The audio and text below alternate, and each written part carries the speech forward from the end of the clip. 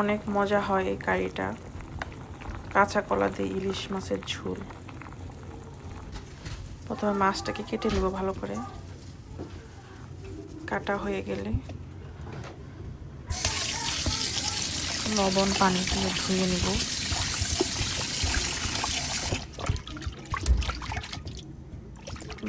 ধোয়ার পরে এখন আবার লবণ দিব, দিয়ে একটু ভালোভাবে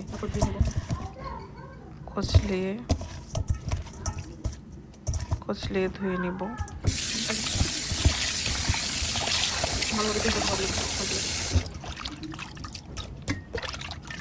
অনেক ইলিশ মাছ ধুতে চান না, তো ধোয়া নিলে ভালো ধুয়ে নিন।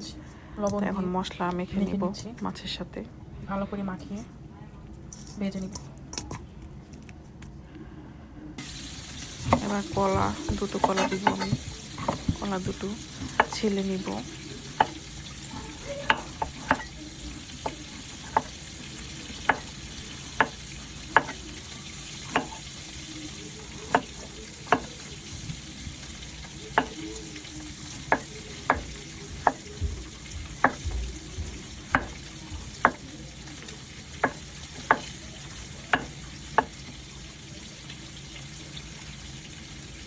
আপনারা যেরকমভাবে পারেন এরকমভাবে ছিলবেন, ছোটো ছোটো করে কেটে নেব।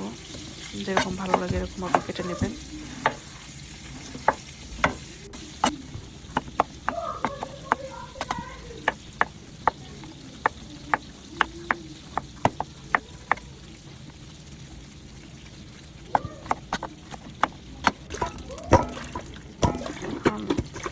ধুয়ে মশলা মাখিয়ে নেব। এতে হলুদ, মরিচ, ধনিয়া, লবণ সব পরিমাণ মতো দিয়ে দিব।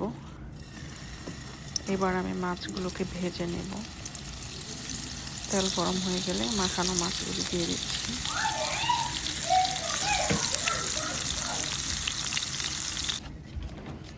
ভাজা শেষ। এবার পেঁয়াজ মরিচ কেটে নেব।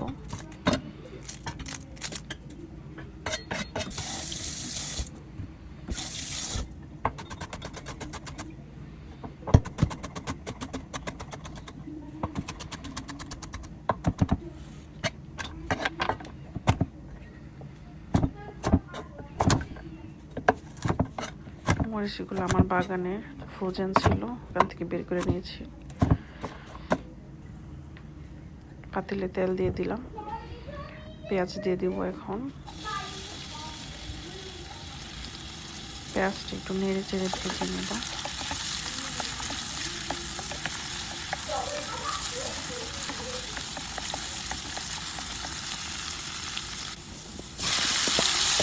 এবার আমি কলা ঢেলে দিব, নেড়ে চেড়ে কষিয়ে নেব কিছুক্ষণ।